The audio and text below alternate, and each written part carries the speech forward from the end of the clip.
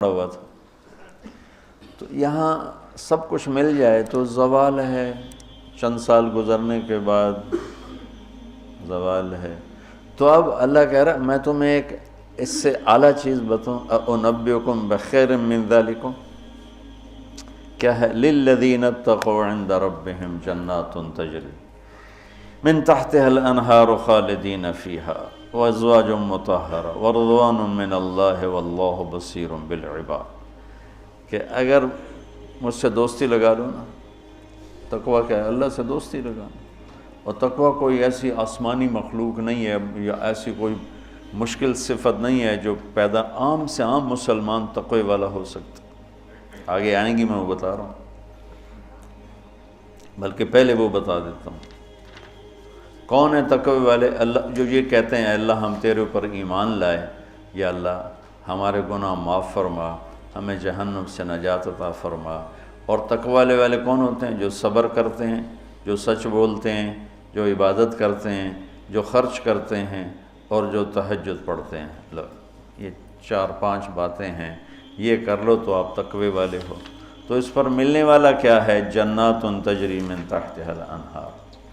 انسان جب سے پیدا ہوا ہے اور جب سے پروان چڑھ رہا ہے اور نسل در نسل آئیڈیل لائف کی تلاش میں، 18ویں صدی میں جب سائنس نے ایک دم آنکھیں کھولی اور انسان نے کائناتی علم دریافت کیے، تو ایک شور اٹھا کہ اب خدا کوئی نہیں ہے، اللہ کوئی نہیں ہے۔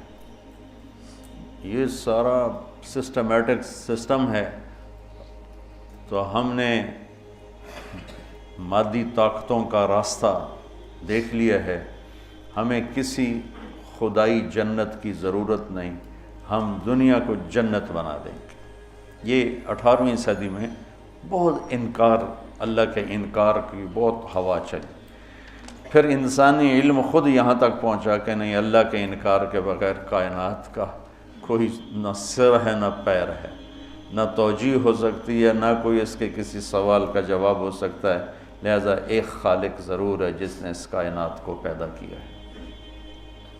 تو انسان، اچھا ایک بات پہلے میں جو میڈیکل سائنس کہتی ہے کہ انسان اپنے ذہن میں کبھی بھی ناممکن کی تمنا نہیں کر سکتا۔ آپ کو کسی ان پڑھ سے ان پڑھ، ایک چھوٹی سی مثال، کدی 2 تے 2 5 ہو جان، کسی کو یہ تمنا کرتے دیکھا کدی 2 تے 2 5 ہو جان۔ ایک چھوٹی سی مثال عام فہم دی ہے، اس کو پھیلا دو۔ انسان کا کمپیوٹر ناممکن کو نہ سوچتا ہے نہ تمنا کرتا ہے، اندر وہ چیز جاتی نہیں، ناممکن کی تمنا نہیں پیدا ہوتی۔ پھر یہ زندگی کیوں چاہتا ہے؟ یہ کیوں چاہتا ہے موت نہ آئے، موت نہ آئے، موت نہ آئے؟ یہ کیوں چاہتا ہے جبکہ ناممکن کی تمنا اندر نہیں پیدا ہوتی؟ یہ مستقل صحت کیوں مانگتا ہے، لمبی عمر کیوں مانگتا ہے، ہر وقت کی جوانی کیوں مانگتا ہے، ہر وقت کی خوشی کیوں مانگتا ہے، جبکہ یہ ساری چیزیں ناممکن ہیں۔ اس جہان میں ہر وقت کوئی خوش نہیں رہ سکتا، ہر وقت کوئی صحت مند نہیں رہ سکتا، مستقل کوئی زندہ نہیں رہ سکتا۔ پھر یہ ساری خواہشیں جو ابھرتی ہیں یہ بھی بتلاتی ہیں کہ کوئی جہان ایسا چھپا ہوا ہے جہاں زندگی ہے، موت نہیں، آئیڈیل لائف ہے اور کوئی دکھڑا نہیں۔ یہ خود، یعنی میں آپ کو سائنس کے لحاظ سے بات بتا رہا ہوں، اس کی ہمیں ضرورت کوئی نہیں، لیکن ابراہیم علیہ السلام نے کہا تھا وَلَٰكِن لِيَطْمَئِنَّ قَلْبِي، کہ دل کے اطمینان کے لیے یہ بھی ایک دلیل ہے عقلی اور سائنسی کہ انسان ناممکن نہیں سوچتا۔ تو پھر کیوں سوچتا ہے جوان رہوں، خوشیاں دیکھوں، غم نہ دیکھوں، موت نہ دیکھوں، عالی شان گھر ہو، عالی شان سواری ہو؟ یہ کیوں دیکھتا ہے کہ ایک جہان موجود ہے جہاں یہ عالی شان زندگی موجود ہے۔ وہ کہاں ہے؟ عند ربہم، وہ اللہ کے پاس۔ جنت کہاں ہے؟ 7ویں آسمان اس کی بیس ہے، 7واں آسمان، اور 7ویں آسمان سے بنتی ہے اور یوں اوپر جاتی ہے۔ تو ایسا نہیں کہ وہ بلڈنگ اوپر جاتے جاتے جاتے عرش سے مل گئی، وہ بیچ میں سپیسز ہیں، یہ ایک جنت ہے، پھر ایک یہ ہے، ایک یہ ہے، ایک یہ ہے، ایک یہ ہے۔ عرش کے ساتھ جا کر جو جنت مل گئی ہے کہ اللہ کا عرش اس جنت کی چھت بن گیا ہے، وہ ہے جنت الفردوس۔ ان الذین آمنوا وعملوا الصالحات کانت لهم جنات الفردوس نزلا اولئک هم الوارثون یرثون الفردوس۔ تو فردوس اعلیٰ جنت ہے۔ اللہ نے ساری جنتوں کو بنایا کن مطلب اللہ کو کن، اللہ کوئی بیٹھا کن نہیں آکھی جاندہ، یہ صرف ہمیں سمجھانے کے لیے ہے، اللہ کو تو کن کہنے کی بھی ضرورت نہیں ہے، لیکن میرے نبی کا فرمان ہے باقی ساری جنت بنی میرے رب کے امر کے ساتھ، اور جنت الفردوس کو اللہ نے بنایا اپنے ہاتھوں کے ساتھ۔ تو یہ دنیا اللہ نے جس دن بنائی ہے، جس دن، اس سے لے کر آج تک اس کو ایک دفعہ بھی محبت سے نہیں دیکھا، اور جنت الفردوس کو جس دن بنایا ہے اس دن سے لے کر آج تک روزانہ دن میں 5 دفعہ رحمت کی نظر ڈالتا۔ اور جنت الفردوس کو ہاتھوں سے بنایا ہے تو وہ کیا چیز بنی ہوگی؟ ہاتھوں سے بنایا ہے، وہ کیا چیز بنی ہوگی؟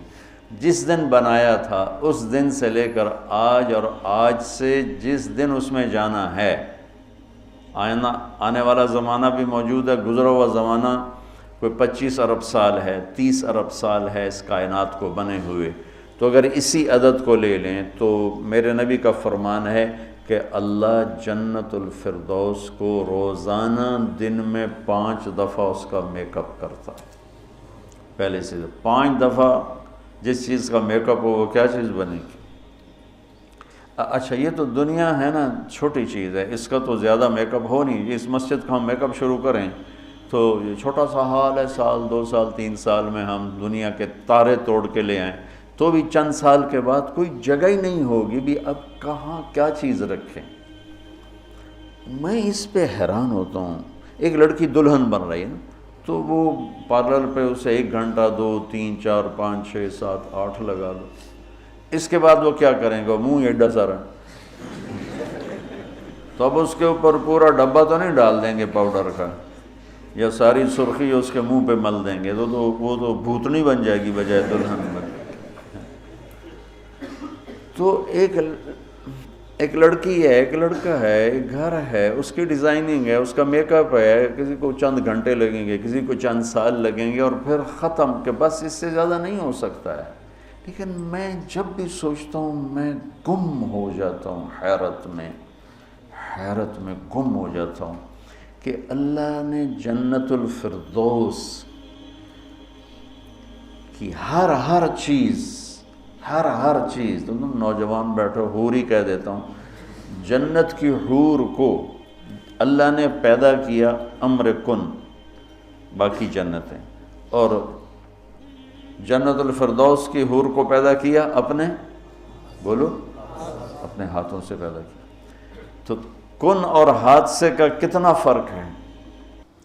پھر جس دن پیدا کیا تھا اس دن سے لے کر آج کتنے سال ہو چکے ہیں؟ 30 ارب سال سے روزانہ پہلے سے 5 گنا زیادہ اللہ اسے خوبصورت کر دیتا۔ تو کیا کرتا ہے؟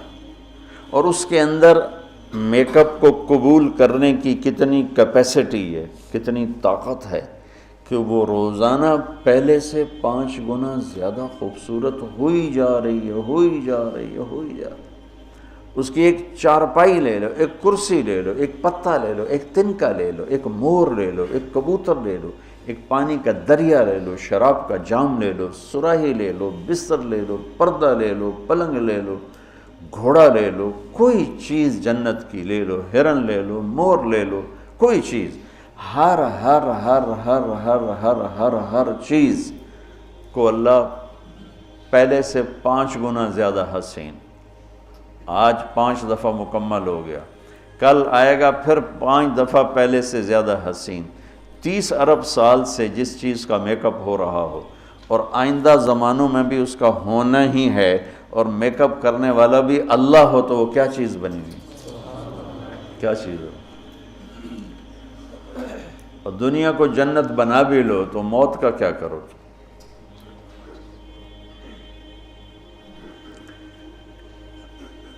ایک آدمی نے بہت عالیشان بنایا اپنا گیٹ گھر، تو میں اس کے ساتھ جا رہا تھا تو مجھ سے کہنے لگا مولانا صاحب اتنے ہی ویکھو اسی تو اتنے روپیے لا چھڑیں تسی ویندے ہی نہیں پے ہو، دیکھو میں نے کیا بنایا ہے۔ تو مجھ سے کہنے لگا مولانا صاحب اتنا ویکھو تو میں کتنے پیسے لائیں تے کی بنا دیتا ہے۔ تو میرے بولنے سے نا پہلے خود ہی بول پہ پر مصیبت ہے مر جاونا ہے چھڑ جاونا ہے، ساتھ ہی پر مصیبت ہے مر جاونا ہے چھڑ جاونا۔ میں کہا بھائی ہون دس، تو آپ ہی دس دیتا ہے، میں نے ویکھ کی کرنا؟ تو کیا علاج کریں؟ نوشیروان کے پوتے خسرو پرویز نے محل بنایا 11,000 پلر پر، 11,000 ستونوں پر محل بنایا، اور 10 سال نہیں رہ سکا اس میں، اور وہ محل زیر و زبر ہو گیا۔ کیسر نے شکست دی اور محل کو آگ لگا دی۔ عبد الرحمن ناصر اموی بادشاہ نے اسپین میں محل بنایا 4,316 پلر اور برج، اور 25 سال صرف اس میں رہا، اور جا کے اسی قبر میں گر گیا جس قبر میں غریب جا کے گرتا ہے۔ آج اس محل کے کھنڈر میں دیکھ کر آیا ہوں قرطبہ میں کہ کیا وہ شان و شوکت 300 ہجری میں بننا شروع ہوا، اور 1,000 خچر سامان ڈھونے کے لیے اور 10,000 مزدور مستری راج اس پہ کام کرنے کے لیے، چونکہ اس مینول کام تھا سارا، مشینی کام تو تھا نہیں، اور پوری دنیا سے سونا چاندی ہیرے لائے گئے، اور مختلف جگہ پہ پارے کے تالاب بنائے گئے سورج کی گردش کو سامنے رکھ کر، کہ پارا چونکہ ٹکتا نہیں، یوں کرتا ہے، یوں کرتا ہے، تو سورج کی شعائیں اس پر پڑتی، اور جب وہ پارا ڈانس کرتا تو شعا بھی ڈانس کرتے ہی اوپر جا کے محل پہ پڑتی، تو پورا محل یوں رقص کرتا ہوا نظر آتا تھا، یوں سارا محل جھومتا نظر آتا تھا۔ اتنا اس اللہ کے نیک بندے نے تباہ کیا پیسہ قوم کا، اور ٹوٹل 25 سال، اب 350 میں وہ مر گیا، اور اس کی سوانے میں لکھا ہے 50 سال میں نے حکومت کی اور ہر دشمن کو زیر کیا، لیکن میں نے اپنی خوشی کے دن گنے 50 سال میں تو صرف 14 دن تھے، صرف 14 دن۔ تو اب اس کا کیا علاج ہے کہ آپ نے سب کچھ بنا لیا، موت کو بھگاؤ؟ جب موت ہے تو اللہ کہتا ہے یہ آئیڈیل ہوم نہیں بن سکتا، لہٰذا یا مجھ سے دوستی کر لے، تقوی اختیار کر لے، پھر تو دیکھ میں تیرے لیے جنت بنا کے بیٹھوں، 7ویں آسمان سے چلتی ہے، اور پھر یہ درجات ہیں، 100 درجات تو صرف جنت الفردوس کے ہیں، اور باقی پتہ نہیں کیا چیز۔ اچھا 7ویں آسمان پہ یہ اس کی 7واں آسمان اس کی بیس ہے، اور پھر 7ویں آسمان سے باہر نکل گئی، جیسے ہم وہ لوہا ڈال کے اور آگے شیڈ بنا دیتے ہیں، نیچے کوئی ٹیک نہیں ہوتی لیکن لوہے کے سریے ڈال کے شیڈ بنا دیتے ہیں، جنت کو اللہ تعالیٰ نے 7ویں آسمان سے یوں باہر نکالا ہے۔ کتنا باہر نکالا ہے وہ اللہ ہی بہتر جانتا ہے۔ پھر اس کو اوپر اٹھایا ہے اور اپنے عرش کو اس کی چھت بنایا ہے۔ جنت الفردوس کے لیے اللہ کا عرش چھت ہے اس مسجد کی چھت کی طرح، اور باقی جنتوں کے لیے اللہ کا عرش چھت ہے آسمان کی طرح، آسمان کی طرح۔ تو اس میں ایک تنکا لکڑی یا گھاس،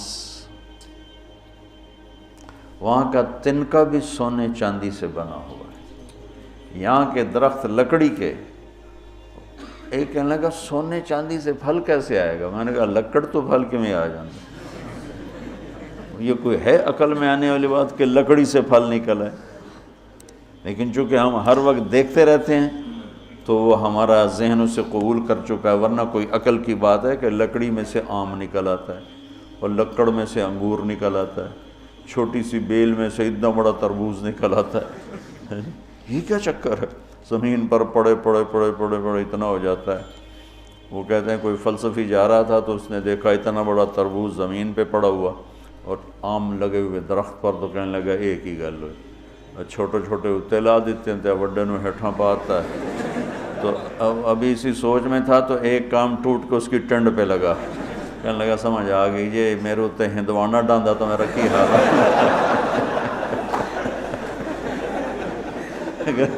میرے اوپر یہ تربوز گرتا تو میرا کیا حال ہوتا, مجھے سمجھ میں آ گیا.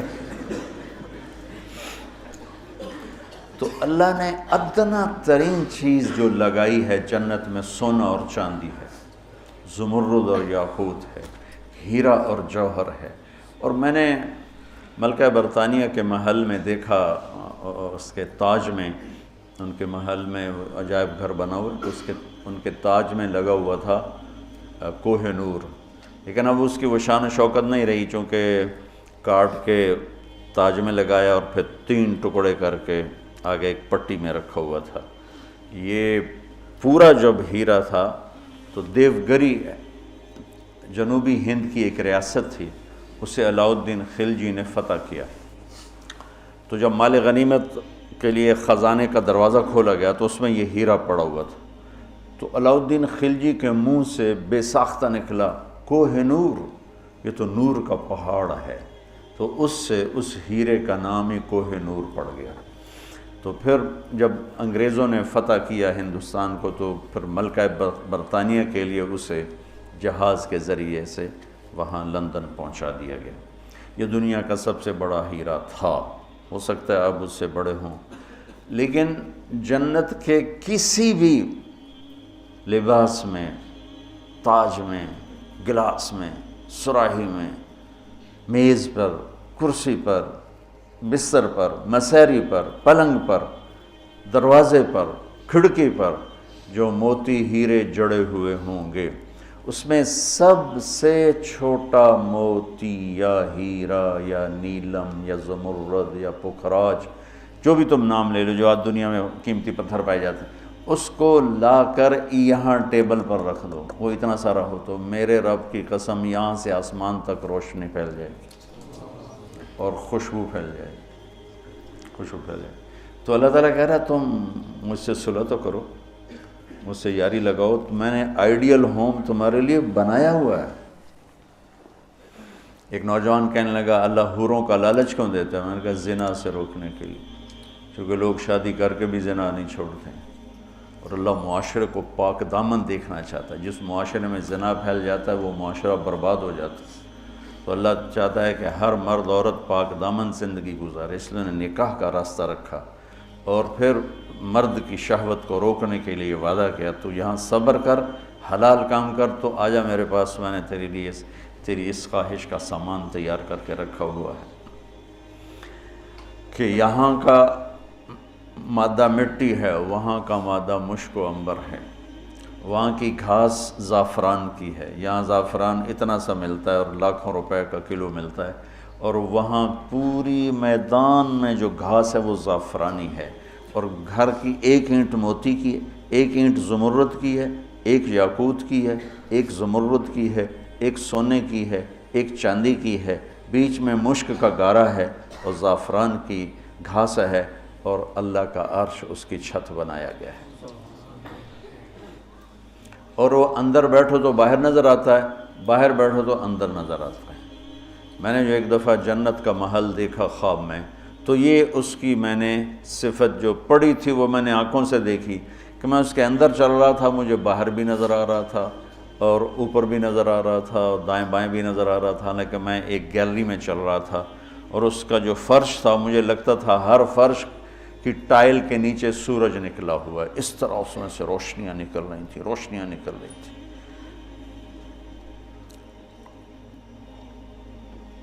میں حور کو بیان کرتا ہوں جو ابن القیم نے لکھا ہے, لیکن جو میں نے دیکھی ہے وہ میں بیان نہیں کر سکتا. میں اس اب بھی دیکھ رہا ہوں,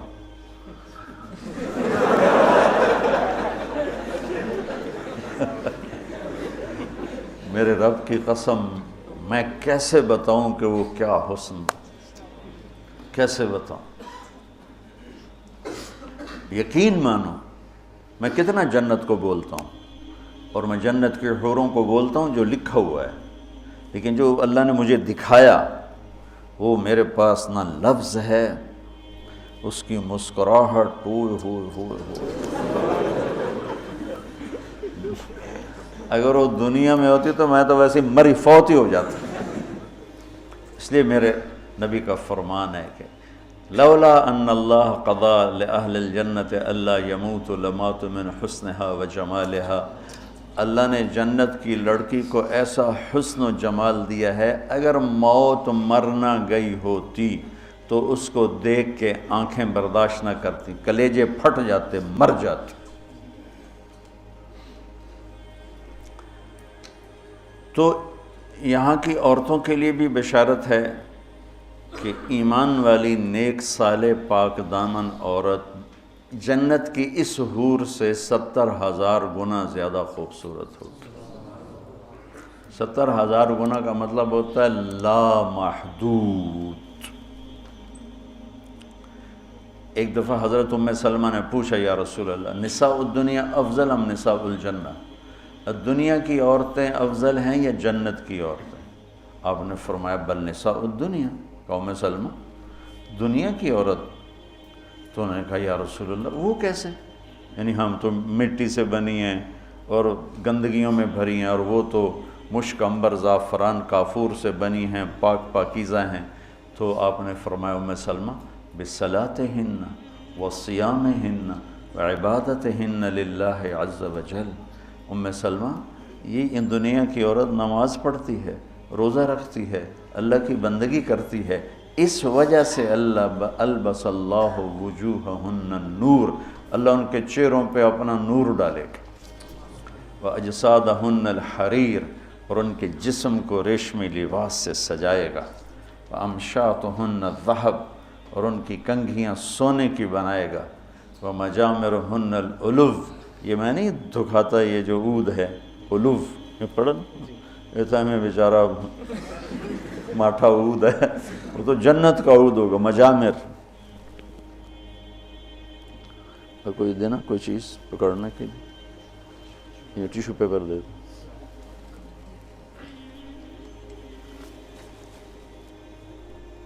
دو۔ اس کو کہتے ہیں مجمار۔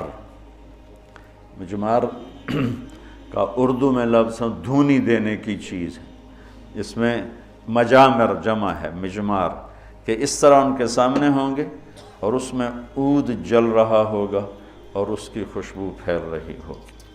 یہ دنیا کی عود ہے، ساری مسجد میں خوشبو آتی کہ نہیں آتی؟ مٹھی سی چیز ہے، تو وہ کیا چیز ہوگی؟ اور خوشبو ایک بہت بڑی یعنی فریش کرنے والی ایک نعمت اللہ نے بنائی ہے، کہ دماغ کی غذا ہے خوشبو، آنکھوں کی غذا ہے سبزہ، اور دماغ کی غذا ہے خوشبو۔ اللہ تعالیٰ نے اس کو خوشبوؤں سے بھر دیا ہے۔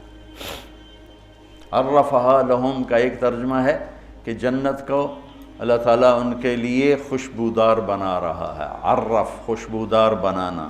ایک اور ترجمہ بھی ہے لیکن ابھی اس کی مناسبت سے مجھے یاد آیا کہ عرفہا لہم، کہ آ جاؤ ایک دفعہ مجھ سے دوستی لگا کے، پھر ایسی جنت دوں گا جس میں خوشبوئیں خوشبو ہوگی، اور ایسی خوشبو ہوگی کہ یہ ادھر تو لگاتے ہیں اور تھوڑی دیر بعد وہ ختم ہو جاتی ہے، وہ تمہیں ہمیشہ مہکائے رکھے گی اور تمہیں ہمیشہ تر و تازہ رکھے گی، خوش و خرم رکھے گی۔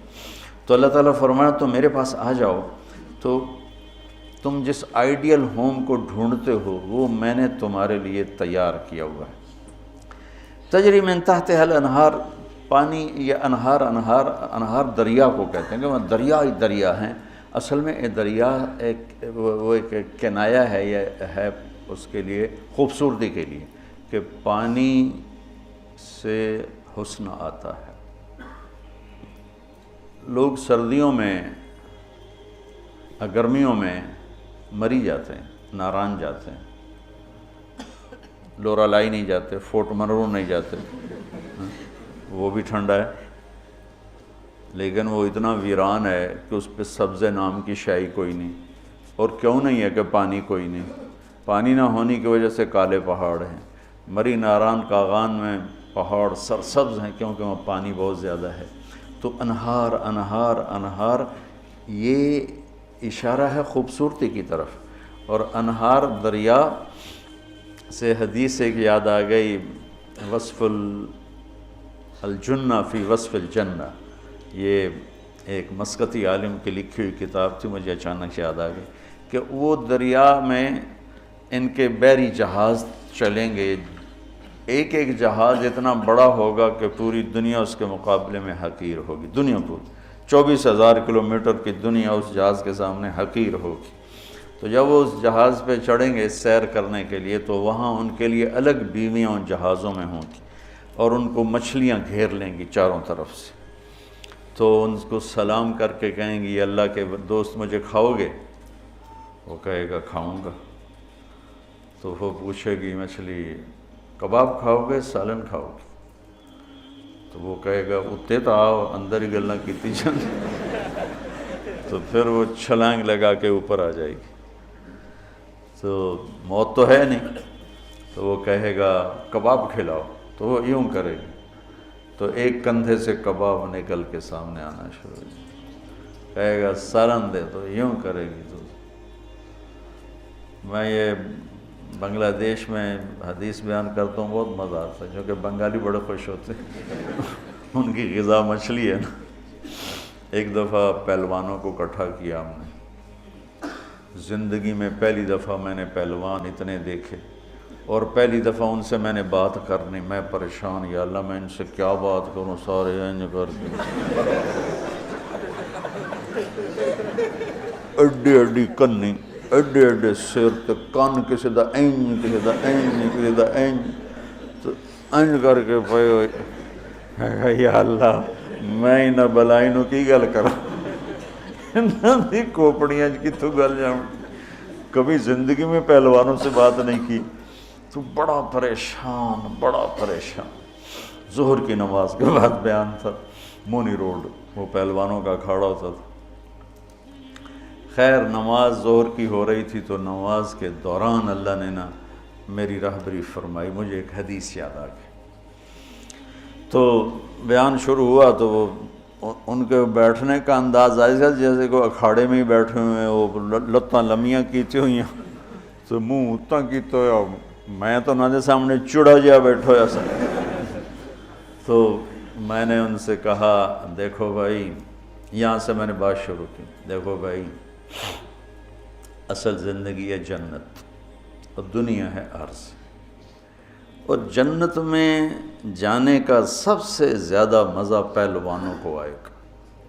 وہ سارے ذرا این ہو گئے، پہلے این ہو گئے. پہلوانوں کو بڑا مزہ آئے گا جنت میں جانے کا، اس لیے کہ جنت کا پہلا کھیل جو اللہ ہمیں دکھانے والا ہے نا، پہلی انٹرٹینمنٹ جو جنت کی ہوگی سب سے پہلی، وہ مچھلی اور بیل کی کشتی ہوگی.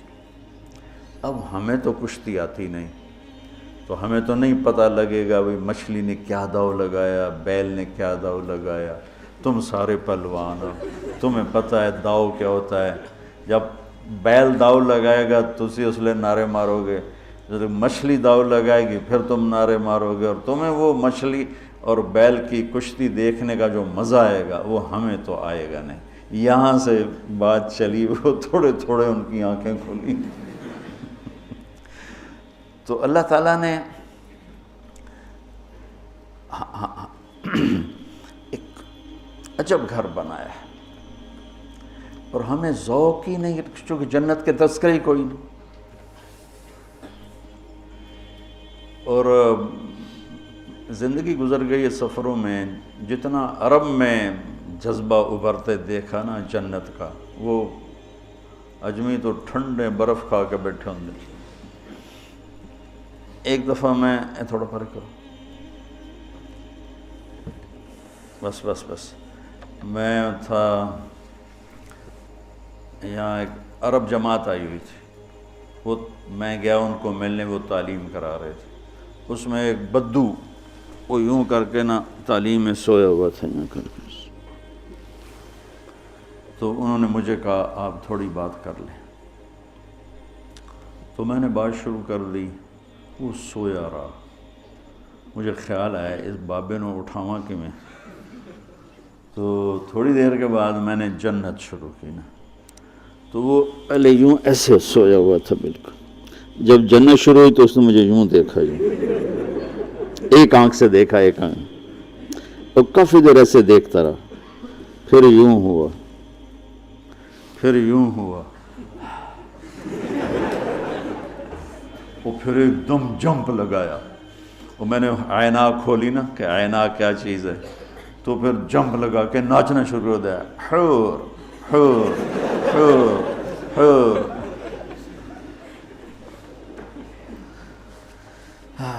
تو میرا رب کہتا ہے دوستی لگا لے، گھر تیار ہے، یہاں سونے چاندی کا گھر بھی چھوڑ کے ہی تو جاؤ گے نا،